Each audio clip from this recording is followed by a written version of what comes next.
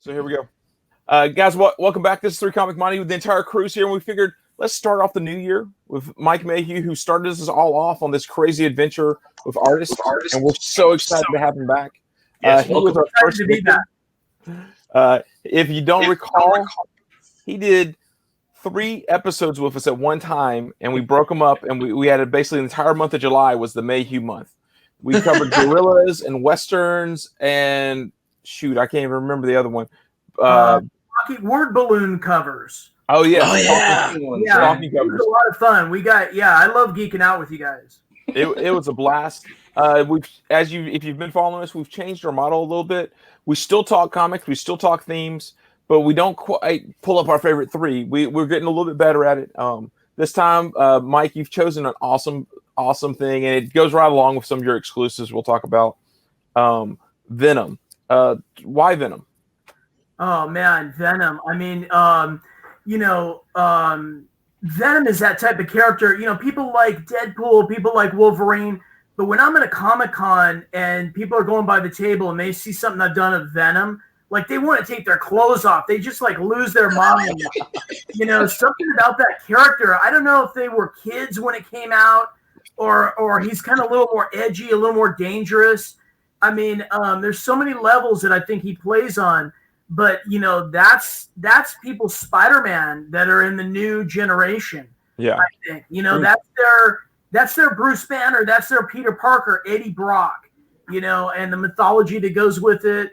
And I just think there's so many cool aspects to his, the symbiotes and all the goo and the gore that you can get away with. It's not too violent in Marvel. You know what I mean? Mm-hmm. And some of the powers that like Carnage has with like the weapons that can come off him, and when you get into like Absolute Carnage and all these crazy incarnations, it just rips the roof off of like excitement and what you can do in comic, the fun you can have in comics. Yeah, and I think from a fan perspective too, it's just you can see that artists just go kind of ape shit with just all the stuff, and they can really kind of flex their artistic muscles on that character, and I think that's really fun for the reader too, to sort of see how everybody handles the character. Yeah, it's like the type of stuff McFarlane captures best. Who created the character. It's that like monster like. You're in school, you're drawing monsters for your buddies, and you're adding extra teeth and like slobber coming down, and they're like, "Oh yeah, that's it," And it's like, I don't know. You guys probably know my work as being some of it being like pinup or more refined or illustrative, but it's so fun to just cut loose with Venom. Like you can't go wrong as long as you're having fun. I hadn't even thought of it that way. Like when you think about it, like Amazing Spider-Man 300, the first appearance or whatever. The ridiculousness of as many copies as that are out there, and people still go ape shit over this book, and they still want to have not just a 9.8, they want like all versions and everything. Oh, yeah. It amazes me for a modern book that is highly overprinted. Yeah. I was thinking the other day as far as that goes, because I think about that with my store a lot. Like, it's probably better to focus on Spider-Man or Venom because there's more collectors of Spider-Man than, let's say, Legion of Superheroes. No. I bet you there's more collectors of ASM 300 than there are of, let's say, Daredevil. Oh yeah, there are one cover with all the homages. You've seen the guys on Facebook with all the labs in their man cave.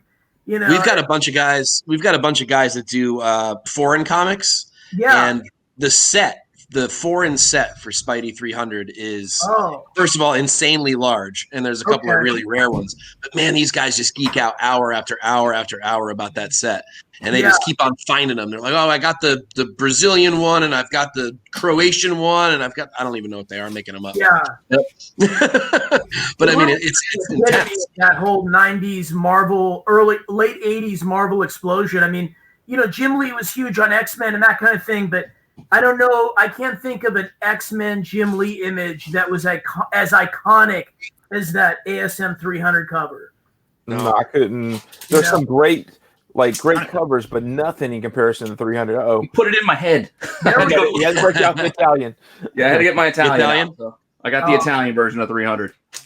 I'm lame. I just have the American. Yes. But I do have a newsstand and a direct. Oh, nice. But I mean, at the same time, you're going there's thousands of them out there, and people still, you got to have one. I mean, you're not a collector if you don't have Amazing 300. Yeah. But what I do appreciate though is the going into Venom, bringing up one of my favorite covers, and Mike, I think it's one of yours as well. The next cover that Venom appeared, well, the full Venom, technically 315, but this one here, one of my favorite covers of all time. I mean, there's just so much going on there. I mean, it's, McFarlane just really stole the show when it comes to drawing Spider-Man. I mean, we're kind of used to Romita, and I love Romita to death, but he just added a whole nother, he elevated sort of Spider-Man's like look with all the detail and the webbing, and it's, the characteristics he gave Spider-Man. But then, the blocking on that, the way he has sort of Venom crouching, and it fills the cover so much, with those poses. Man, it's just got everything going for it. I mean, I agree. It's the color pops, and there's the burst from the background that really draws your eye to the center point, and everything's there. It just has everything. It's classic. It allows the trade dress to be there and not be in the way. Oh yeah, right. Oh yeah, all work. That's the cool thing about that Amazing Spider-Man logo is, you kind of want it on the cover. Like some logos, you want the Virgin because the logo's not that great, but that Spider-Man cover logo is so iconic. It's a piece of art in and of itself. Well, Spider-Man hanging in the corner box.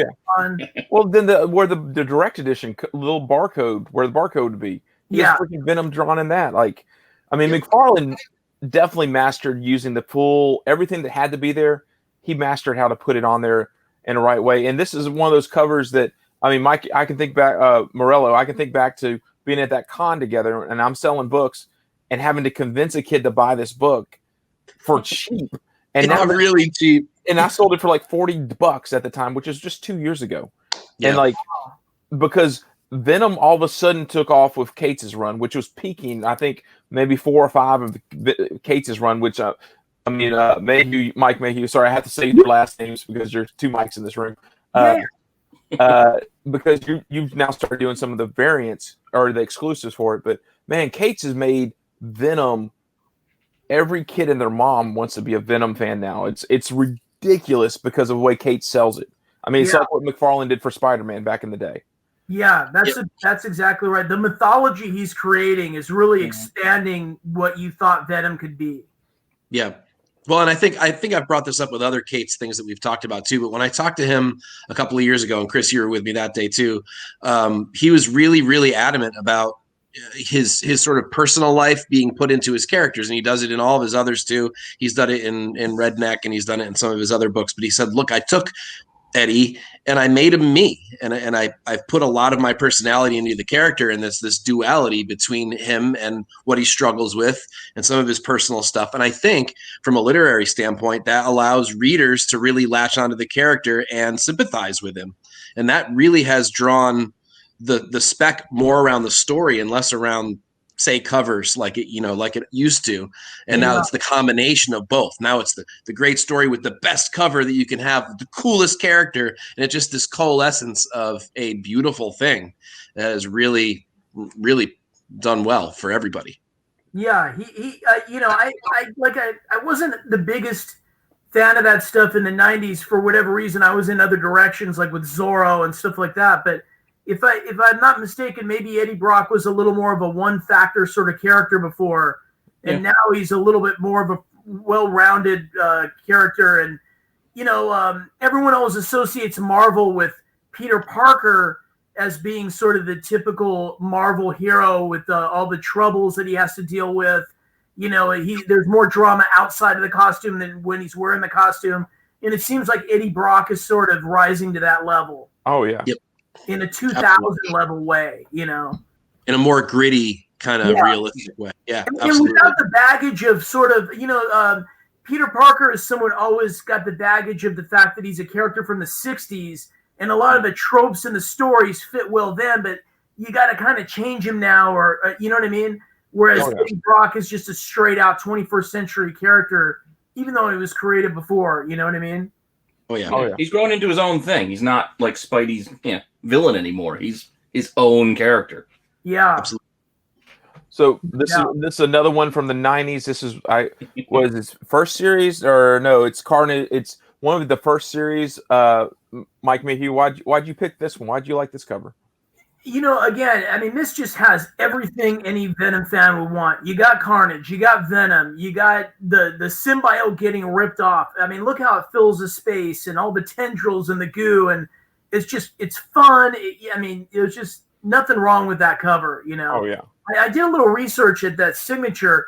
It's a fellow named Andrew Wildman, and I think he was a UK artist, and he drew this series. I believe this series was written by Larry Hama. Oh wow! I don't think I realized that. G.I. Joe, Larry Hama. Yeah, and he penciled the whole series and did the covers, and I think this is the best of the covers. But there's some other really great ones too. They're almost like in a proto Brian Hitch sort of style. He was a UK artist, so he had that kind of a flair that some of those UK guys did at Marvel in the 90s, late 80s. But again, love it. A lot of these 90s series, you'll find that there's a gem in like every one of the series. There's just one cover that catches you. Now, I would think I lean on Lethal Protector being probably the best as far as across the board. All 6 covers being pretty good. But there's some gorgeous things. Of course, what is it? Along Came a Spider and Night Visions, and there's or not Night Visions, whatever it's called. There's a Suicide something. I mean, there's all these Original Sin. Is it written as not Original Sin? Sinner Take All. Sinner Take All. Yeah, there's just a lot of really fun covers, and I'm glad you chose a cover just to represent it. I mean, and I think this is probably one of the best. Anytime you throw Carnage in there, it just makes it even more exciting. Well, this does what you were saying, Mike. This fills the canvas. It's a really great composition. There is no room for there's no blank space that's being unused here. Which, I mean, sometimes negative space is a good thing. It depends. But in this case, you just want the stuff everywhere, and we've got it. Yeah, you always want to see that white spider logo on the chest. You got his face big. I mean, everything's got its own little space, but works perfectly. And who doesn't want to see this in Venom 2, Let There Be Carnage? Oh, yes. Right? Right. Absolutely. Yes, exactly. That should be fun. We will see something like this. I hope so. I really do. Yeah. So I guess then the question becomes, and because the next few covers and books we want to talk about, is Venom Eddie Brock, or is he, let's go with the first one, Matt Gargan? Or, I mean, who is Venom? So Pete, why'd you choose this cover first off? I just love this Granoff cover. It's just very straightforward, coming right at you. I love the gloss, the sheen to it, like gives the symbiote like an oil slick kind of look, and the teeth and the fangs, and it's very simple, but it's very gorgeous. Granoff is so underrated too. I mean, this is one of many examples of so many beautiful covers, and he just doesn't get the same love that other people get. But this is an incredible cover. I just sold mine, sadly. I kind of had to, but one of those things. But does it matter that it's not Eddie Brock? Because this is actually the issue where Eddie Brock becomes anti-Venom. That's true. So does that matter to Venom fans? Like that it's not Eddie Brock? Is Venom the symbiote, or is Venom the Eddie Brock? That's an interesting question. And I guess they play around with that too with Hulk. Sometimes Hulk is separate from Banner, and then that makes it even just as interesting, because it's just something out of the box. I kind of like that aspect of it, where different people can be Venom, but Brock is sort of the thing that holds it all together. And the other thing I think about when I'm looking at this, this style is so much different than McFarlane's style. And I think Venom is a character kind of like Batman, where he really lends himself to every artist interpreting it in a different way that kind of adds to the whole. Yeah. Yep. Well, absolutely. Taking exactly what you said to this. Yeah. Talk about completely changing. Right. I love it. That's great. I mean, Scotty Young, and Scotty Young, some people love him. I've gotten to where I really like a lot of his covers. I especially like it when he does Spider-Man and Venom. That's what I love about Venom as a character. It can be as kiddie or as young Scotty Young-esque as you want, or it can be like the Granoff cover. Or when we look at your covers, like you can cover the range, and it's Venom mainly because he doesn't have a face. He doesn't have eyes and nose and mouth that say it has to be look a certain way. He has to have boobs dripping off of him. Yeah, no doubt. I guess while we're talking, I guess you could attribute some of that to McFarlane, who has that odd way of he can draw kind of cartoony and comedic, but scary at the same time. Yeah. Mm-hmm. Yeah. You know, and then people can just riff on whichever, you know, and this is great. I mean, I love the way the teeth are going. I love it when the teeth are all irregular and crazy looking. And the tongue, the crazier the tongue, the better, you know? Yeah. Well, and this is another one that sort of goes along that theme. This is a hard one to get. Venom Flashpoint. It's like, it takes, because we just talked about Matt Groening being Scorpion, becoming Venom. Now this is Flash Thompson. And this is the combination. It's a hard book to find. If you collect, this is one of the hardest ones to find because it's low print. It's a collection of Flash Thompson 654, 650.4.1, Venom 1, and I think Venom 2 are all combined into this. The Rick Remender run? This is the beginning. Like, here's the Rick Remender's, the first issue of it. Okay. And then it takes issue 1 and 2 and combines it when the first 654 and 654.1. When Flash Thompson becomes it, it's all one issue, but it was like a 7,000 print run or something like that. It's small. So tracking one of these down, this is one of the harder Venom books to find. It's a gorgeous, but just like this one, it's funny because this is classic Venom. Yeah. I wish I grabbed an image. Issue like 2 switches completely. Actually, is an homage cover to 301, but it's Venom dressed like Flash Thompson with the gun and the cargo pants pockets on his suit and all that stuff. But this is it's Eddie Brock, and then you read it, it's not. It's Flash Thompson, and I actually love the Remender. He completely changed. When I think of writers, he's one of the first writers that really. McFarlane did it, but McFarlane did it with his art. Remender did it because he took Venom and changed it. He took Uncanny X-Force, which I think you did. Did you do a variant for Uncanny X-Force? I can't remember if that was one of your vampire variants. I don't think so. I don't think I did one. So, but yeah, he did some great stuff. But yeah, this run, remember just what he did there in that little short period, about 4 years for Marvel, he completely changed how some of the characters were written. I loved it. Yeah, no doubt. I mean, it's a big epoch in the whole Venom mythos. Yes, it's great. I mean, shooting because Flash Thompson, no legs, is still now an important part of. He's a hero now versus just being that guy who used to bully Peter Parker. Yeah. So no, that's a great one. And we have this is just a great run, great story. Once again, start switching back. Oh, absolutely.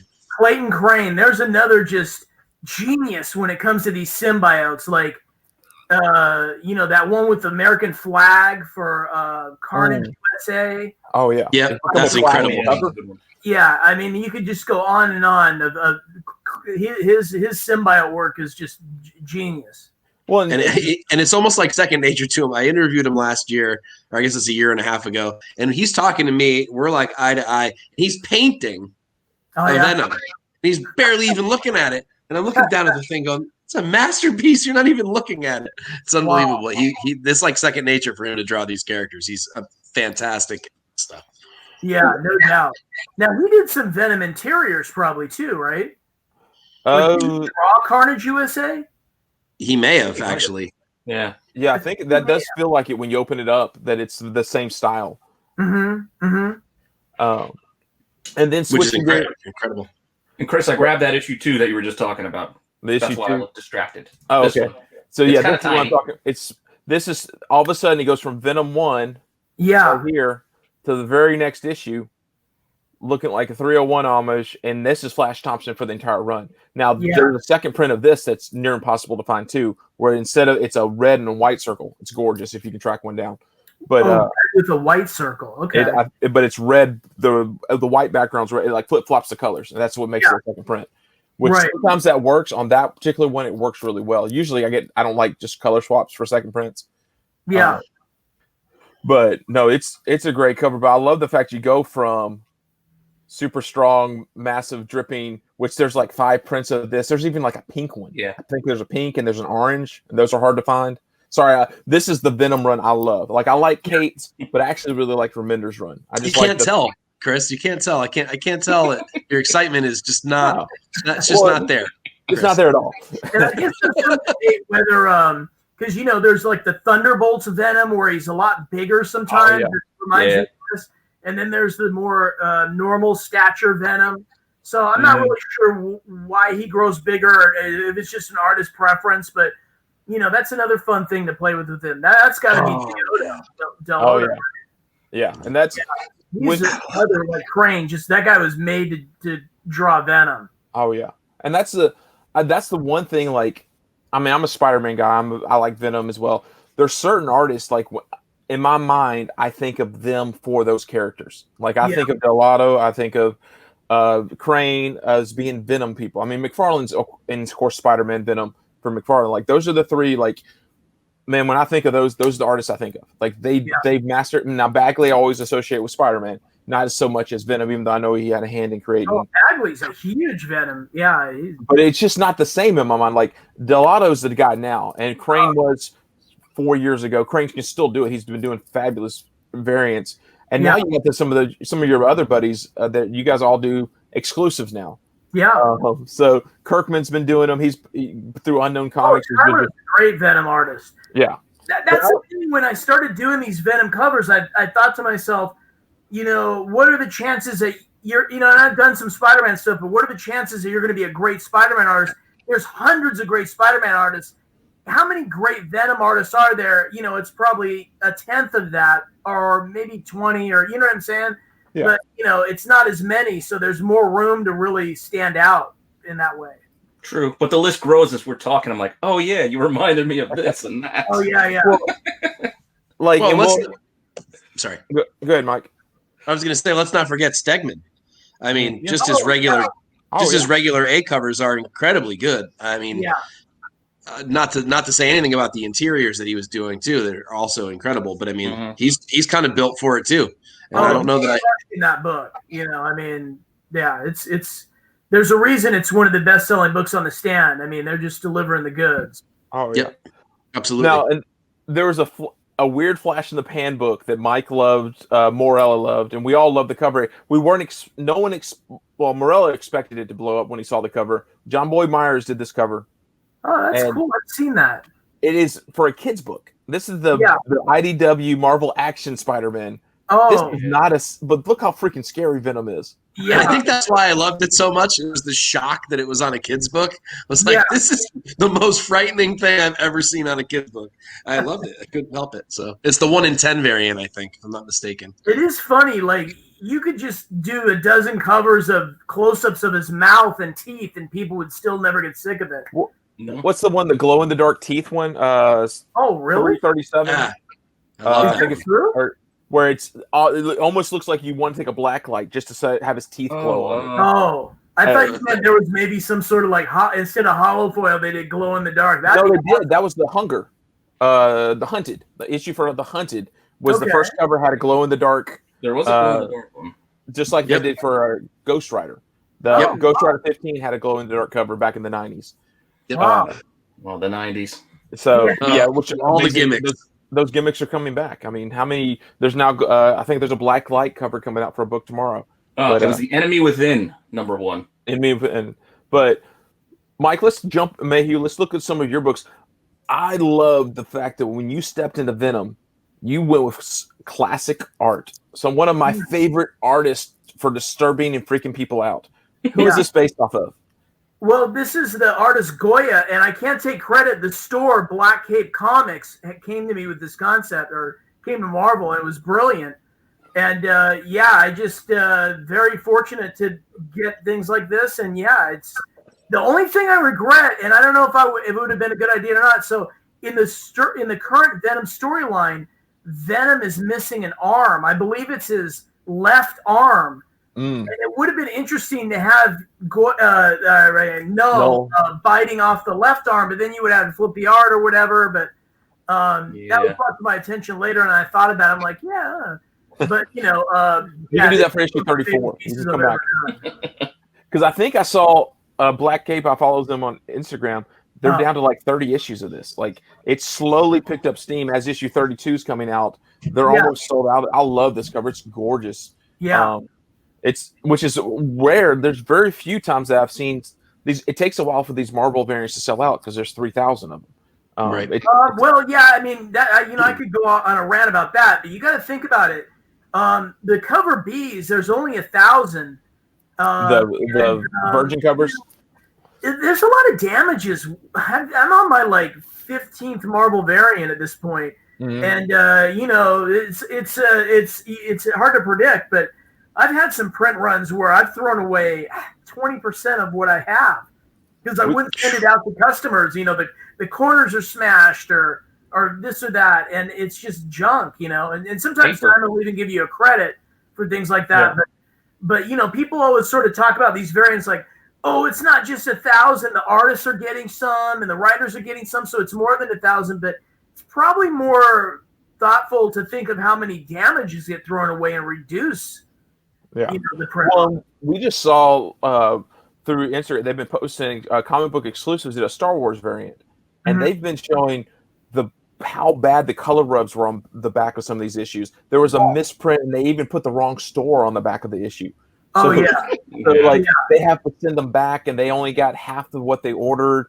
And the color rubs were not just, these wouldn't even pass for 7s. They were so bad on the back. No, they're like a cheese grater went over the top of them. Yeah, they're really bad. It's the paper. It's interior paper being used as a cover. It's just, it's like a roll. It's like playing a roulette. My Venom 32s were all in fantastic condition. And my Amazing Spider-Man 850s, I could talk for 5-10 minutes about the way they arrived and I had boxes open with comics spilling out of them from UPS, and it's these are books that are like $5 a piece. Yeah. Oh yeah, because that was 850 was the thicker book. It was square bound, wasn't it? Yeah. Yep. And it just was. I don't know what happened. That whole thing was a disaster. So I'm gonna go back to. We'll talk about 32. This is 31. Yeah. I missed this one. This is a gorgeous Null cover.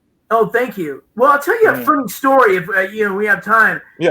I haven't told this to anyone. So my concept going into my Venom covers for my store was that I was going to have a variant with the trade dress of a main character like Null or someone, and then I was going to have a cover B, and it was going to be like a page out of what the Necronomicon is? It's like this Book of the Dead from H.P. Lovecraft.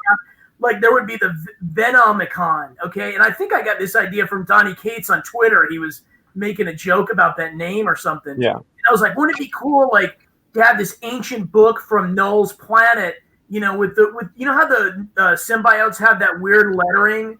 Yeah. Yes. Yeah. Their language, and you would have language around the character, like the page, and the pages would be kind of burnt. Anyhow, it didn't end up working out. The thing that killed it was I couldn't get the font from the letterer because they owned it, and it was just too much of a rigmarole for Marvel to deal with. And it was like, okay, I don't want to cause any waves, so I went with something like this. But I just felt like Null seems to be the first big cosmic character in a long time that's almost like a Galactus level, and I really wanted to show that. No, you definitely do. It's gorgeous. I love it. He even has his wings out and everything. I don't know how I missed this. I remember seeing your Goya image, and I loved it. And I was like, this is gorgeous. And then I missed this one, but then this one comes out, and of course there's been homages, but you somehow capture. I don't know how you managed to capture the holographic thing without being holographic. The background. That was luck. That was luck. Yeah, I had this web image. And I was able to sort of, with some Photoshop layers, make it look shiny. And yeah, people were in the comments for the post when we revealed, they thought it was a foil cover. So it definitely works. It does. And people seem to love these classic trade dress, where you kind of spin it in a new direction, but you have that nostalgia, and it's a lot of fun to be able to pull off. It's a lot of work, but when it all comes together. Because, I did some of it, I did the Null drawing and some of the, the Spider-Man corner box, but then Marvel Bullpen did the logo behind Venom in the corner box and that kind of thing. When it all comes together, it's cool. Yeah, whatever the background is, it kind of pushes him forward. It kind of pushes him at you. Yeah, like the foil would have done. Yeah. Ooh, So then you did 3. You did gold, and which is I love that. If people don't know, they're the Venom. Well, I think what is it? The Venom Gold was a 1 for 1,000 or 1 for. It was a hard to find variant. There was 3 books that came out that had this gold background. The black was the misprint, right? Black was the misprint. It was a little hollow foil too. I think it was gold, but it had webs like hollow foiled in it. Yeah, there was like 3 books that Marvel did that year. I think Gambit was one of them. This one, and I can't remember the other one. They're super hard to find. They sell for thousands too, right? There is another misprint. Yeah. The white one and the black were both misprints, color misprints by the printer, because either they missed the red or they missed the white. They missed the foiling, right? Didn't they miss the foiling? Well, although the black one and mine the Venom logo doesn't have it. The black one, the original, has this drop shadow in red on the Venom logo and the whole corner box. And we have ours on the corner box. I don't know how it didn't end up on the logo, but yeah, it's interesting. So that's awesome that you chose to do that. Full 100% homage to the errors as well as the variant. That's awesome. That's really cool. I cool looked at this picture that I saw it, and I was like, "Oh God, you actually homage the 2 harder to find books that people really go crazy for." Yeah, that's really all cool. you need to do is put a little barcode down at the bottom for newsstand, and then you'd have the complete set. Okay. And hey, shout outs to Mark Bagley and Sam De La Rosa for creating the artwork. I mean, you know, they originated the image. Their signature isn't on the original. And it threw me. I did research, and I couldn't figure out. I didn't know that Sam inked the artwork, and I ended up contacting him afterwards, and he sent me a scan of the black and white. And I guess they signed it off to the right corner, like right here, and something like that. Yeah. But they signed it where the trim was, and it got cut off. Oh. That's better than how many artists back in those days signed it where the freaking box was. Right. Like I think back to even like Neil Adams when he was like one of the first ones to start signing his pieces. How many times his signature ended up under the barcode? Yeah. So you never knew it was his book versus a Chua or a. I mean, to further add insult to injury. So I had mine and my signature, and then after Bagley's signature, sort of where his left sort of trapezoid is. And I got the cornerbacks from box back from Marvel. I didn't realize the number and all that would cover it, so I had to move it to the other side. It was like it was on its way to the printer. Luckily, but it's funny how it goes. So you 33 is coming out, or just got released, or just coming out this weekend. That's right. We just revealed 33 on social today. It's on my Instagram, and it'll go on pre-sale Saturday, January 16th at 10 a.m. My site, KRS Comics, East Side Comics, Black Flag Comics, and Mutant Beaver up in Canada. Okay. Awesome. So that's awesome. I love how it's nice when it's spread out from stores, because sometimes like one store might sell out, but I can go to the other store and track it down, or I can go to your site and track them down when I'm interested. Yeah, I do like that, though. Sometimes it's a little bit harder paying shipping from Canada. It's a little more expensive sometimes, but And the cool thing about that one, that's a Lethal Protector #2 cover, and when we do the classic trade dress, kind of this type of treatment. But on cover B, we do a Virgin cover with Carnage, and on the wall in graffiti it says "Let There Be Carnage." And I really didn't know if they'd let me get away with that, because that's the title of the Sony movie. Well, Marvel doesn't have any rights to Sony, so there you go. Yeah, I kept asking Marvel, is this okay for me to do? And then they never got back to me. And I kept waiting for them to be, at the last minute, like, oh, you got to change that. We can't. So what you're saying is order Cover B before they gets recalled so we can get those issues. Hey, there was that Star Wars issue. It could be good. There was that that old Marvel Star Wars issue that said Last Jedi as the title on the cover, and that thing went for crazy money for a while until everybody hated the movie. And then, of course, it dropped right back down again. But you never know. This could be the one. Same reason. Yeah. So, it's fun to play with. I think, like I say, we're all kind of jonesing for the big blockbuster movies we're not getting. I mean, Venom was supposed to come out, last year? And so it's kind of fun to kind of whet people's appetite, give people something to get their gears going on it. Well, and we were talking to John Boy Myers, and he was talking about the COVID affecting everything. And one of the things he says, like, I did a G.I. Joe variant. I was the only guy on the market doing this variant. And then COVID happened. And then 20 other guys hopped on this G.I. Joe book. I remember when we were talking to you, you had just released, I think it was 273, your G.I. Joe cover. And then you had 274 in the works, which is gorgeous. And then you had that X-23 cover that Mike sold his soul and bought. No, he was chasing that. You have one book coming out that has nothing to do with Venom, but I love it. It's this Bloodshot. Bloodshot. Yeah, thank you. I just want to bring that just because. Talk a little bit about that cover, and we'll throw the image up. We don't have it. We'll throw it in here. Oh, cool. Yeah, no, Valiant reached out to me. I'd never done a Valiant cover. And I like one of the editors over there, so I took the gig, and then I ended up working it out with the store Exchange Collectibles. It's the first appearance in comics of KT, who is the female in the Bloodshot movie, and they one of the only characters I liked in the movie besides Vin Diesel. Oh, she's a cool looking character. She's got cool powers, and it's just and the price was pretty attractive for people too. It was like. $50 for a 3 cover set, and I'm in the store business right now. It's like I like to have something maybe 3 times a month. Mm-hmm. There's no shows going on this year, and this is the way to make people happy. Yeah. Yep, absolutely. And to connect with people, and I don't expect people to buy everything, but it's kind of like my boys cover I just came out with in December. Like that was just so fun to. A cover B was limited to 200 copies.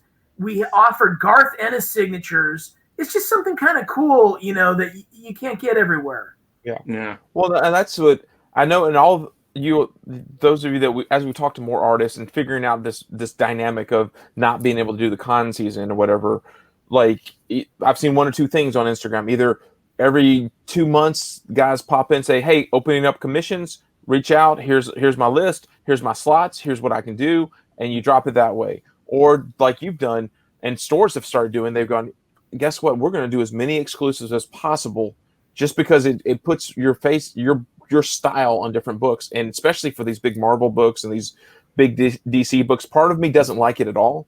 But at the same time, that Venom book's not going to be worth anything. So why not buy the art that I like? So I'm going to pay $10 extra so that I can get your Venom cover because that's the cover I like out of all the sets that I can choose. And then when you guys do those changes for a different time, because I could really go into it, but that 1,000 unit cover B is such a compelling collectible, and when you combine that with the fact that there's just people that are still making a lot of money and they don't have time and they want something delivered, they want hand-picked collectibles delivered to their doorstep.